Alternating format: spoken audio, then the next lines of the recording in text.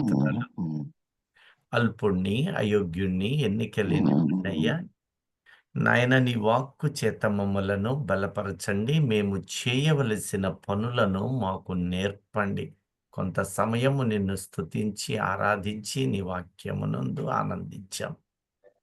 కొంత సమయము నీ సన్నిధి కాంతిలో వెలిగినట్లు కృప చూపండి. అల్పుణ్ణి, అయోగ్యుణ్ణి, ఎన్నిక లేని వాణ్ణయ్యా. నన్ను నీ సిలువ చాటున మరుగు చేసుకుని నీవు మాట్లాడండి. అలాగునని శ్రద్ధ కలిగి వినే హృదయములు మా అందరికీ దయచేయమని, నీ రాకడకు సిద్ధము చేయమని మా ప్రభువైన యేసు క్రీస్తు నామమందు కృతజ్ఞతాస్తుతులతో ఈ విజ్ఞాపన సమర్పిస్తున్నాను తండ్రి. ఆమేన్. ఆమేన్. ఆమేన్. ఆమేన్. సరే, ఈ దినము ప్రసంగి గ్రంథము 11వ అధ్యాయము 1వ వచనాన్ని ఒక్కసారి ధ్యానించండి ప్రియ దైవజనమా.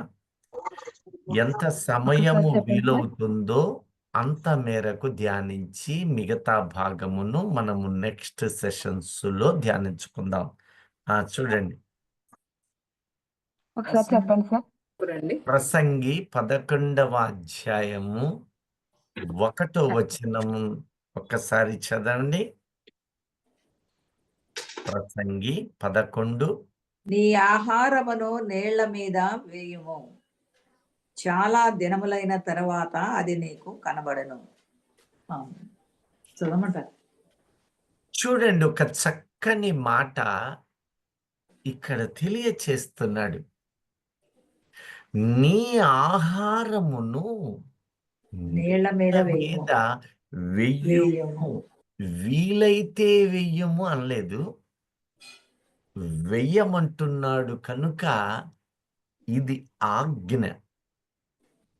దేవుడు కొన్ని ఆజ్ఞలను మన ముందు ఉంచుతున్నాడు, కొన్ని నిబంధనలు ఆయన చేస్తున్నాడు, కొన్ని శాసనాలు చేస్తున్నాడు.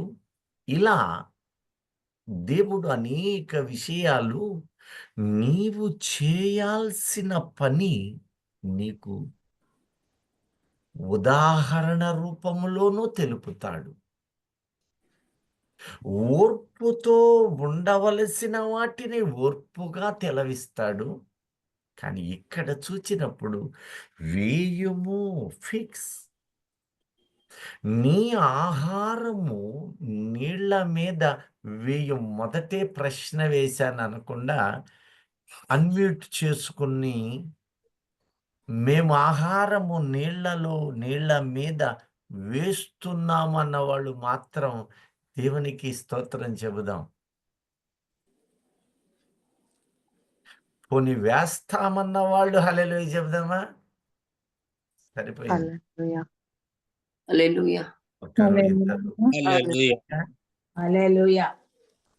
మీరు అన్మ్యూట్ చేసుకోవడానికి చూడండి. ప్రశ్నలు వేస్తే సమాధానం కూడా నేను చెబుతాను, మీకు అర్థం కాదు. దేవునికి నీ ఆహారాన్ని నీళ్ల మీద వేయమన్నాడు. ఇది ఆజ్ఞ.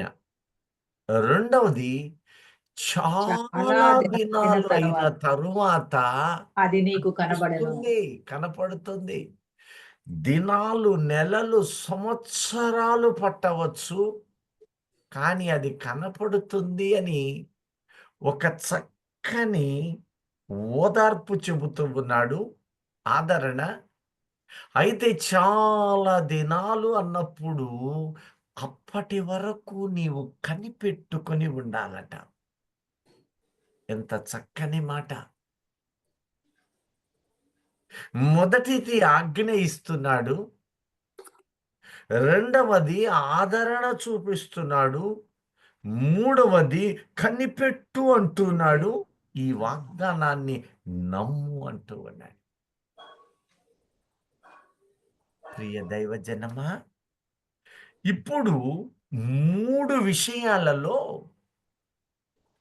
ఎవరెవరు ఈ నీళ్లలో పొయ్యాలి? విశ్వాసులు పోయాల్సిందే, సేవకులు పోయాల్సిందే, మంచి మంచి దైవజనులని పిలవబడుతున్న వాళ్ళందరూ ఈ ఆహారాన్ని నీళ్లలో నీళ్ళ ఆహారం పోయాల్సిందే. నేను పొయ్యలేకపోయాను అని నీవంటే దేవుని ఆజ్ఞను మీరు ధిక్కరిస్తూ ఉన్నావు. నీకు నీవుగా నీ బిడ్డలను లేక నీ భార్యను భర్తను అగ్నికి విడిచిపెడుతున్నావు. ఎంత భయంకరమైన పరిస్థితి ప్రియ దైవజనమా. అయితే మీలో పొరపాటునైన ఎవరైనా ఇదేంటినా తినాల్సిన అన్నం తీసుకుపోయి నీళ్ళల్లో నీళ్ళల్లో ఏమంటున్నాడేంటి, ఇక మాకు ఎలాగ తిండెట్లా అని ఎవరైనా అనుకుంటారు. నేను చెప్పే అన్నం ఉందే, ఇది శరీర సంబంధమైన ఆహారము కాదు. ఆత్మీయ 2 రకాల ఆహారము ప్రభువు మనకి తెలుపుతున్నాడు. యోహాను సువార్త 6వ అధ్యాయము 27వ వచనం ఒక్కసారి చూడండి. ఇందాకటి వరకు మీలో కొందరు ఈ ఆహారాన్ని నీళ్లలో వేస్తున్నవారు ఉన్నారు. నేనెరుగుదును, ఆత్మ దేవుడు నాకు బయలుపరుస్తాడు కనుక నేనెరుగుదును, వారును ఎరుగుదురు. ఇక్కడున్న దేవుని ప్రియులు కొందరు ఎరుగుదురు. అయితే ఎవరు మేము లేవన్నట్లుగా ఉన్నందువలన నేను ఈ మాటను పంచుకుంటున్నాను.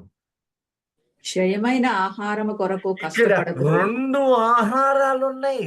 ఒకటి క్షయమైన ఆహారం. ఆహారము ఇది కొరకు కష్టపడు. లోకములో నీవు నేను ప్రతి దినము వంట వార్పులతో భుజించు ఆహారం. ఇది క్షయమని ఎందుకన్నాడు అంటే నీకు ప్రస్తుతము కనపడుతూ ఉంది. వాక్యం అంటుంది కనిపించేవి క్షయమైనవి. క్షయమైనవి. ఈ రోజున ఉండి నిన్ను అవి వదిలివేసేవి, లేక నీవు మరణము ద్వారా వాటిని వదిలేస్తావు. ఈ రోజు తిన్నది రేపు మరలా ఆకలేస్తుంది. ఒకవేళ నీవు ఉపవాసం ఉంటాను అన్నా మరలా ఒకరోజు ఈ ఆహారం. అయితే ప్రియ దైవజనమా, ఈ క్షయమైన ఆహారం ఉందే, దేశ దేశాలు ఒక్కొక్క విధాలుగా ఉంటది. కొందరు పండ్లు పలహారాల రూపములో, రొట్టెల రూపములో, బన్ను, మరికొందరు వరి, గోధుమ, ఏది ఏమైనా ఈ నేల నుండి పండేటటువంటి ఆహారం అది. ఆహారం ఈ దేహము విడిచిన దినాన నీవు సంపాదించుకొని కొట్లలో కూర్చుకున్నది నీకు అది పనికిరాదు. అందుకనే ధనవంతుని యొక్క కూర్పు సమయమందు ప్రభువు ఉదహరిస్తూ ఉన్నాడు. నేను సంపాదించుకున్న ఈ ధన ధాన్య రాసులన్నీ ఒక కొట్టు పెట్టి నిల్వ చేసి, నేడు కనపడుతున్న ఫుడ్ కార్పొరేషన్ ఆఫ్ ఇండియా గోడౌన్లు, కోల్డ్ స్టోరేజెస్, నీ ఇంట్లో రైసు ధాన్యపు నిలువలు బస్తాలు. పట్టించి అందులో ధాన్యం నా ప్రాణమా, ప్రాణముతో ప్రాణమా అనేక సంవత్సరములకు విస్తారమైన ఆస్తి నీకు సమకూర్చబడి ఉన్నది. ఆ సుఖించుము, తినుము, త్రాగుము, సంతోషించమని చెప్పుకొందుననుకొనును. ఆ అయితే ఆ దేవుడు రాత్రి దేవుడు నీ నీ ప్రాణం ప్రాణం అడుగుతున్నాడు. అడుగుతున్నాడు. ఈ అప్పుడు రాత్రి ఇవన్నీ ప్రాణం ఎవరు? అడుగుతున్నారు. నీ సమాధానం ఏమిటి? నీవు సంపాదించిన సిరులన్నీ ఒక్క ఎవని వగునని రాత్రితో విడిచిపెట్టాలి. ఇది క్షయమైన ఆహారము. ఈ ఆహారము నీళ్లలో వేసి ప్రయోజనము శూన్యం. అది కొట్టుకొని పోబడుతూనే ఉంది. నీ పొలములో వేసి నీళ్లు కట్టినది అది ఒకనాడు తిరిగి నీ కడుపులోకి వెళ్ళిపోవలసిందే. ఏనాటిది ఆనాడు తరిగిపోతూ ఉన్నది. దేవునికి మహిమ కలుగునుగాక. ఆమేన్. ఆమేన్. నేను చెప్పేది ఇప్పుడు చదవండి. యోహాను సువార్త క్షయం క్షయమైన ఆహారము కొరకు కష్టపడకుడి, కానీ నిత్య జీవము కలుగజేయు నిత్య జీవము కలుగచేయు అక్షయమైన ఆహారము కొరకే అక్షయమైన ఆహారం ఒకటి ఉంది. కష్టపడుడి. దాని కొరకు కష్టపడాలి. ఈ రోజున లోకం ఎలా ఉందంటే ఈ ఆహారం కోసము ఎన్ని తిప్పలో, ఎన్ని అవస్థలో పడరాని పాట్లు పడి సమకూరుస్తూ, నాకే కాదు నా బిడ్డలు బిడ్డల వరకు తరతరాలు తిన్న తరగనివి అని ఈ లోకాన్ని చూస్తున్నాడు. వాళ్ళే కాదు, క్రైస్తవులని పిలువబడ్డ వాళ్ళలో కూడా వీటిని ప్రేమించి బలహీనులై చివరకు పరలోకపు గవిని స్వాధీనపరుచుకోలేక ఆ రాజ్యములోనికి ప్రవేశించలేక ద్వారము వెలుపటనే ఆగిపోతున్నారు. అట్టి వారిలో నీవు నేను ఉండ వీలు లేదు. ఇంకొక ఆహారం ఉన్నది. ఆ ఆహారము అక్షయమైనది. అది నేడు నీకు భూమి మీద ఉన్నావు, అదృశ్యముగా కనపడుటలేదు, అది ఉన్నది. ఆ ఆహారము కోసము నేడు నీవు కష్టపడు. ఒక దినము దానిని నేను నీకు ఇస్తూ ఉన్నాను అంటూ దానికి మాదిరి ఒక మాటను ఆయన తెలియచేస్తూ ఉన్నాడు. ఈ అక్షయ ఆహారము ఈ భూమి మీద ఉన్నప్పుడు ఏమై ఉన్నదో యోహాను సువార్త ఒక్కసారి చూడండి. 6వ అధ్యాయము 31 నుండి 36. నీ ప్రయాస నీకు ఏమై ఉంది? 2 రకాల ఆహారాలు. ఈ లోకము దాని నటన ఒక దినము గతించిపో. ఘనులైన వారు నిన్నటి దినమున ఉన్న వాళ్ళు రేడు కనపడటలేదు. మరణము వారిని ఈడ్చివేస్తూ ఉంది. ప్రియ దైవజనమా, భుజించుటకు ఒక్క నిమిషం. నిన్న బుధవారం సహోదరుడు ఎంఎం రావు గారు ఒక మాట చెబుతూ ఉన్నాడు. భూకంపములు కలుగుతూ ఉన్నాయి. 7:25 మాట్లాడుతున్నాడు. ఈ నందిగామ మొదలుకొని ఈ రాష్ట్రము తెలంగాణలో ఏమొచ్చింది? భూకంపం వచ్చిందా? వచ్చింది. ఇవి నీవు చూస్తూ ఉన్న నా రాకడ సమీపమై దేవుడు తన దాసుల ముఖాంతరములో నుంచి చేసిన హెచ్చరిక నీవు నేను అంగీకరిస్తూ మెలకువ కలిగి ఉండాలి. ఈ లోకము దాని నటన ఒక దినమున పంచభూతములు, గాలి, నీరు, నిప్పు, ఆకాశములు లయమైపోవు గడియలు సమీపముగా. నీవు సంపాదించినది కముజు పిట్టవలే సగాంతరములో మధ్యలో విడిచిపెడతావు. ఓ దైవజనుడా, ఓ విశ్వాసి, ప్రార్థనా పరులారా, ఇది నశిస్తూ ఉంది. అక్కరకు ఈ వెండి బంగారము ఆస్తులు నీ వెంట రావు. కానీ ఒక ఆహారం ఉంది, అది నీ వెంట, అది నిన్ను వెంబడిస్తుంది. అది అక్షయ ఆహారం. ఈ భూమి మీద అక్షయ ఆహారము అది పరలోకము నుండి వచ్చిందంటే ఇప్పుడు చదవండి. భుజించుటకు పరలోకం నుండి ఆయన ఆహారము వారికి అనుగ్రహించెను ఆ, అని వ్రాయబడినట్టు మన పితరులు అరణ్యంలో మన్నాను భుజించుతారని ఆయనతో మన చెప్పిరి. పితరులు అరణ్య యాత్రలో మన్నాను భుజించినను వారు చనిపోయారు చనిపోయారు. చనిపోయారు అని అంటాడు. ఆ పితరులు ఎంత బలసూరులో, యుద్ధసూరులో, పరాక్రమ యోధులో, కానీ ఏ దేహము నిలబడలేదు, చచ్చిపోయారు. ఆ, చదువు. కాబట్టి యేసు పరలోకం నుండి చదవండి సార్. ఆ, కాబట్టి యేసు పరలోకం నుండి వచ్చు ఆహారము మోషే మీకు ఇయ్యలేదు, నా తండ్రియే పరలోకం నుండి వచ్చు నిజమైన ఆహారము ఈ ఆహారమును దేవుడు మోషే ద్వారా ఇచ్చాడు. ఒక ఆహారం ఉంది, నా తండ్రి మీకు ఇచ్చాడు. ఏమిటో తెలుసు ఆహారం? ఆ, మన్నా పరలోకం నుండి దిగి వచ్చి లోకమునకు జీవమునిచ్చినది దేవుడు అనుగ్రహించు ఆహారమై ఉన్నదని మీతో నిశ్చయముగా చెప్పుచున్నానని వారితో చెప్పాను. ఆ. చూడండి 49వ వచనానికి రండి. ఇప్పుడు విశ్వసించువాడే నిత్య జీవము గలవాడు, ఆ, జీవాహారము నేనే. మీ ఆ, పితరులు అరణ్యంలో మన్నాను తినినను చనిపోయిరి, ఆ, దీనికి తినువాడు దీనిని తినవాడు చాలా చావకుండానట్లు పరలోకం నుండి దిగి వచ్చిన ఆహారం ఇదే. అద్దుకో. ఆకాశము నుండి దేవదూతల ఆహారము నరులకిచ్చారు, కానీ ఈ మన్నా తిన్నాక వారు చనిపోయారు. ఈ దినమున నీ ప్రయాస దేనికి?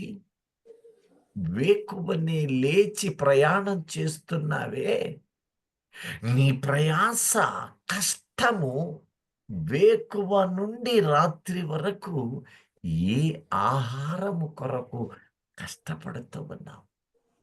పని చేయడము వేరు, కష్టపడటము వేరు. తగు మాత్రము నీవు చేయవలసినది జీవనోపాధి. తగు మాత్రము చాలు. ఏ దినమునకు ఆ దినము దేవుడు నిన్ను పోషిస్తూ ఉన్నాడు. ఏలియాను ఆ యొక్క వాకి దగ్గర కాకులను పంపి ఆహారాన్ని ఇచ్చింది.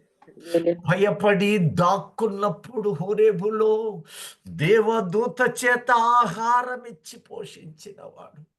3.5 సంవత్సరాల కరువు భయంకరముగా ఉన్నప్పుడు సారెపతు గ్రామములో విధవరాలి ఇంటికి వెళ్ళి ఆ విశ్వాసురాలు చనిపోబోవు సమయములో ఈ ఏలియాతో పాటు వారిని బ్రతికించి వారి ద్వారా అనేకులకు ఆహారము అందించిన గొప్ప దేవుడు నీ పక్షాన.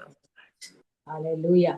ఈ భూమి మీద బ్రతికినప్పుడు నీవు శ్రమపడి కష్టపడి వేదనాభరితమైన హృదయముతోటి వెతకవలసిన ఆహారం ఆత్మ సంబంధమైన అక్షయ ఆహారమే. ఈ లోకములో ఘనత కోసం, పరుగు కోసం, పేరు కోసం, సంపాదనలు అనేకమైన వాటిల్లో చిక్కుబడుతూ నీవు నేను జీవిస్తున్నట్లయితే అప్పుడేమవుతుందో తెలుసా? అరకొర సమృద్ధి, సంపూర్ణమైన ఆకలి తీరదు. నీ కడుపు నిండదు. ఏ ఆహారముతో నిండదో తెలుసా? ఆత్మీయ ఆహారముతో నీకు సమృద్ధి రాజాలదు. ప్రియ దైవజనమా, నీవు సంపూర్ణుడవ్వాలి. ఎందుకంటే ఎఫెసీ 4వ అధ్యాయము 12 అంటున్నాడు, నిన్ను ఆయన రక్తముతోటి లోకపు క్రియలు, లోకపు ఛాయలు, పాప అంధకారము నుంచి రక్షించి ఆయన నిన్ను పరిశుద్ధునిగా మార్చాడు. ఈ పరిశుద్ధుడు నిత్యము వాక్యానుభవాలలో, ప్రార్థనలలో నిత్యము నిలిచి ఆ ఆహారమును సమృద్ధిగా స్వీకరించిన క్షణములలోనే ఆ దినము ఒక ఇటిక పేరుస్తూ ఉన్నాడు. ఆ దినము నీకు సంపూర్ణుడు అని ఆ దినమును బట్టి పిలుస్తూ ఉన్నాడు. దేవునికి స్తోత్రం. హల్లెలూయా. హల్లెలూయా. ఏ రోజు నీవు క్షయమైన వాటికి నీ తలంపు నిలబడుతుందో ఆ దినము నీ ఇటిక కూలుతుంది, కట్టబడదు. నీకు ఇల్లు సంపూర్ణత పొందలేదు, నీవు సంపూర్ణత పొందలేదు కనుక ఆ గృహానికి నీకు యోగ్యత రాదు. ఆ పరమ యెరూషలేము పట్టణము అది మనకు పైనున్న తల్లి, తల్లి అక్కడకు చేర్చబడలేవు, ఆదరణ పొందజాలం. కనుక దేవుడు అంటున్నాడు, నీవు అక్షయమకు ఆహారం, నీ పితరులు దేవుడు పంపిన పరమందు నుంచి పంపిన ఈ మన్నాను తిన్నను, వారు భూ సంబంధమైన వాటిని వెతికినందున వారు రాలిపోయారు. ఇప్పుడు ఈ భూమి మీద మరి ఒక ఆహారం ఉన్నది. ఆ ఆహారము, ఆ మన్నా పేరు నేనే. జీవాహారము నీవు భుజించుటకు పరమందు నుండి దిగి వచ్చిన జీవాహారము నేనే. నేనే ఆహారం ఇదే. ఇదే నా శరీరం. నా శరీరం నీవేం చేయాలో తెలుసా? నా శరీరం చేసినప్పుడల్లా భుజించాలి. వాడెల్లప్పుడూ జీవించును. జీవించును. ఎవడు ఎల్లప్పుడూ భుజిస్తూ జీవించు. ఉన్నాడో వాడు చనిపోయినను లేస్తాడు. ఆ రోజు యోహాను 11:25-27 అంటూ ఉన్నాడు, లోయందు విశ్వాసముంచువాడు లేఖనము చెప్పినట్లు వాడు చనిపోయినను తిరిగి బ్రతకును. బ్రతికి నా యందు విశ్వాసముంచు ప్రతి వాడును ఎన్నటికీ చనిపోడు. ఎన్నడూ చనిపోడు. చనిపోడు. 3 రకాల ప్రజలు. ఎవడు ఈ అక్షయ ఆహారమును భుజిస్తూ ఉన్నాడు? భుజించటము అంటే ఈ ఆహారము పేరు మన్నా. ఈ మన్నా మరెవరో కాదు, మన ప్రభువైన యేసుక్రీస్తు. క్రీస్తుయే. యేసుక్రీస్తుని నీవు భుజించనప్పుడు నీలో ఆ అక్షయత రాదు. ఈ దేహములో ఉండగానే, ఈ క్షయమైన ఈ దేహములో అక్షయత పెరగాలి. గోధుమ వంటి జీవితము నీలో పరిడవిల్లాలి. గురుగులు అంటే ఏమిటో తెలుసా? గురుగులని చిన్న చిన్నవి చూస్తారు కాదు, దాని ఇంగ్లీషు భావము చూసి దాని తెలుగు తర్జుమాలో కలుపు మొక్క. ఈ క్షయమైన ఆహారము కలుపు మొక్క వంటిది. నీలో కలుపు మొక్కలు ఉండట వీలు లేదు,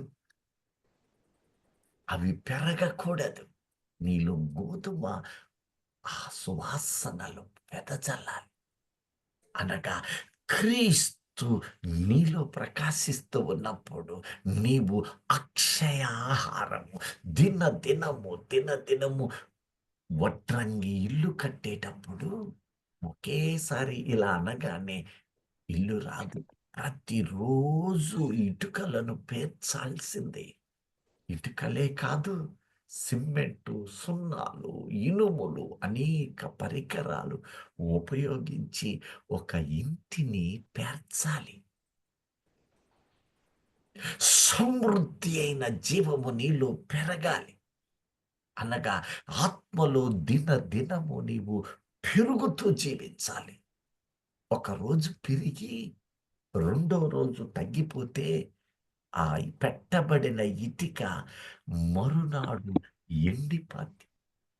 నీవు అహరోను కర్ర వలె దినము చిగురించాలి. నీ క్రియలు ఆయన పరిశీలన చేస్తాడు. ఎప్పుడో తెలుసా? ఉదయము నుంచి రాత్రి వరకు ఈ కర్ర నరుని చూపుతుంది, ఈ కర్ర విశ్వాసిని చూపుతుంది. ప్రత్యక్ష గుడారము, ఆయన మహిమ.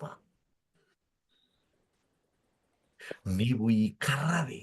నీవు ఉదయము నుంచి రాత్రి వరకు నీ ప్రయాస లోక సంబంధమా, నీ ప్రయాస క్రీస్తు సంబంధమా అనేది ఎప్పుడు తెలుస్తుందో తెలుసా? నీవు నిద్రించినప్పుడు. ఆ రోజు అదే జరిగింది. అహరోను కర్రను, మిగిలిన వారి కర్రలను, ఆ పెద్దల కర్రలను అన్ని తీసుకున్నప్పుడు మిగిలిన వారి కర్రలు ఫలించలేదు. వారును సంఘములో పెద్దలే, యాజక పదవిని ఆశించిన వారే యోగ్యులుగా కనిపిస్తూ ఉన్నారు, కానీ యోగ్యత వారికి లేదు.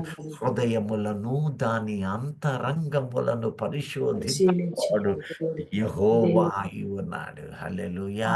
హల్లెలూయా. కానీ వేకువన రాత్రి పరిశీలన చేశాడు. ఇదే మాట దావీదు అంటూ ఉన్నాడు, రాత్రి వేళ నీవు నా హృదయమును పరిశోధన చేసినవయ్యా. ఈ రాత్రి నా హృదయములో ఏ దోషము నీకు కనపడలేదయ్యా. నిన్ను బట్టి నీకు స్తోత్రం. నేను పగటి పూట అంతా చేసిన యొక్క క్రియలు రాత్రి వేళ నీ దృష్టికి అంగీకారమై ఉన్నదయ్యా. నా జీవితము నీ పాదాల చెంత స్పష్టమై ఉన్నదయ్యా. ఏ అపరాధము కనుగొనలేదయ్యా. ఏ లోక సంబంధమైన బ్రతుకు నీవు చూడలేదయ్యా.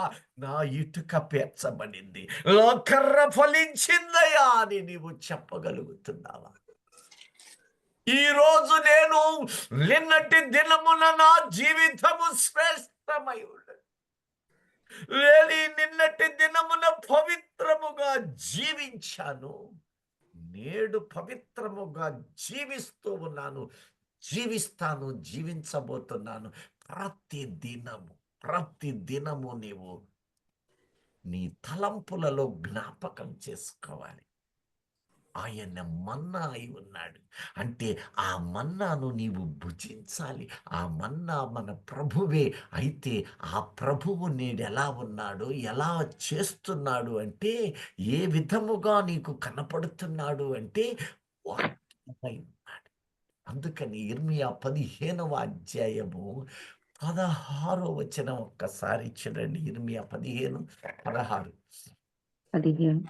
నీ మాటలు నాకు దొరకగా నేను వాటిని భుజించి తిని. నీ మాటలను నేను దొరకగా నేను వాటిని భుజించి తిని. అవి దొరికిని అంట. ఉచితముగా నన్ను వెతకని వారికి నేను దొరికి తిని. నాకై వివేచించని వారి వద్దకు నేను వచ్చాను. నన్ను మీరు వెతకలేదు, నేనే మిమ్మల్ని వెతికాను. ఇప్పుడు ఈ పరిశుద్ధులు సంపూర్ణులవ్వాలి. ఈ పరిశుద్ధులు సంపూర్ణులవ్వాలి అంటే నీవు నన్ను భుజించాలి. ప్రకటన 19:13లో ఆయన పేరు దేవుని వాక్యములో ముంచబడిన వస్త్రము అంటున్న ఆయన ఇప్పుడు దేవుని వాక్యముగా అను నామము ఆయనకు పెట్టబడి ఉన్నది. చూడండి, నీలో నాలో ఆయన ప్రకాశించాలి అంటే, అది వెలుగుమయమై ఉండాలి అంటే, ఆ వెలుగు చీకటిని పారద్రోలాలి అంటే, ఆయన నీలో ప్రకాశమానమైన వెలుగుగా ఉన్నాడు అంటే, ఉండాలి అంటే ఆ వాక్యము నీ మదిలో నిరంతరము ప్రకాశించాలి అంటే నీవు నెమరవేయాలి.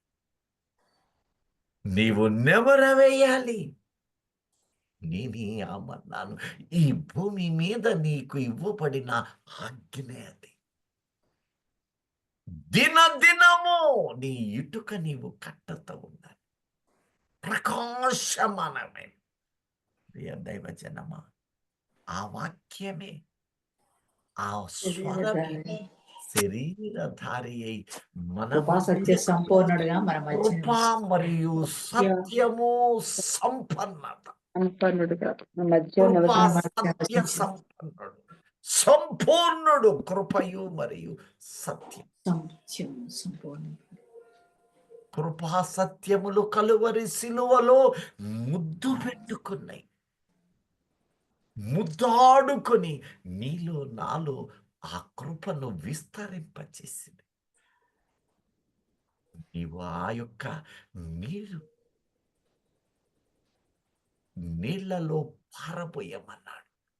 ఇప్పుడు నీళ్లలో వేయమన్నప్పుడు మొదటిది ఆహారము అన్నాడు.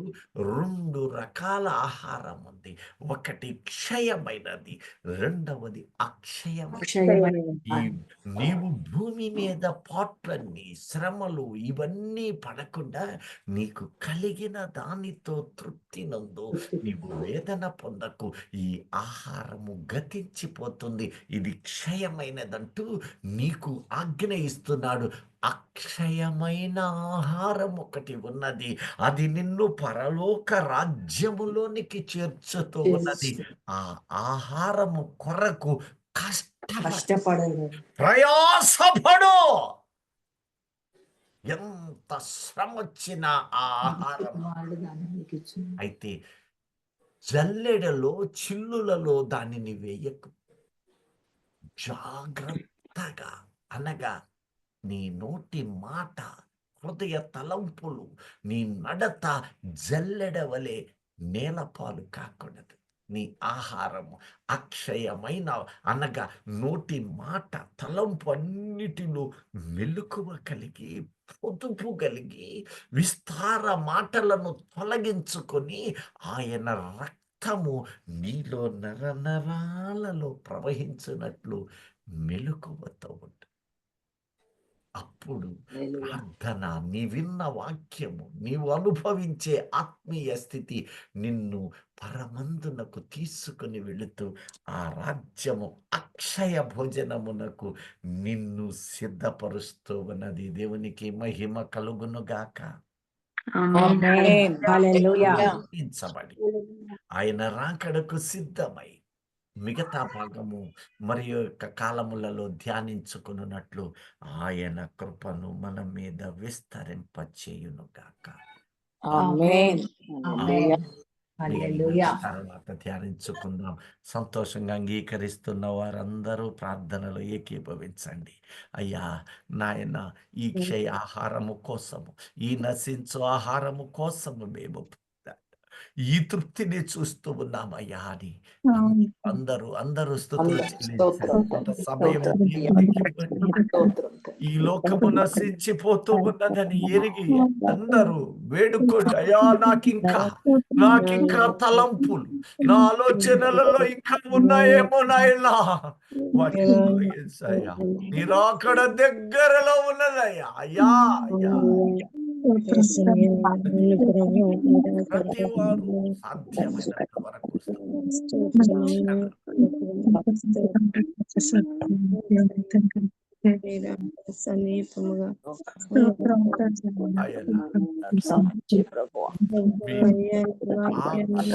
ధనముకై, నీవు భాగ్యముకై మేము ప్రయాసపడినట్లు ఈ దినము, ఏ దినమునకు ఆ దినము మమ్ములను ఆత్మతో నింపి బలపరచమని, విన్న వాక్యము మా హృదయాలలో వెలిగింపు చేయమని ఈ కృతజ్ఞతలు మా ప్రభువైన యేసు క్రీస్తు నామమందు అతి వినయముగా సమర్పిస్తున్నాము తండ్రి. పరలోక ప్రార్థన చేసుకుందాం.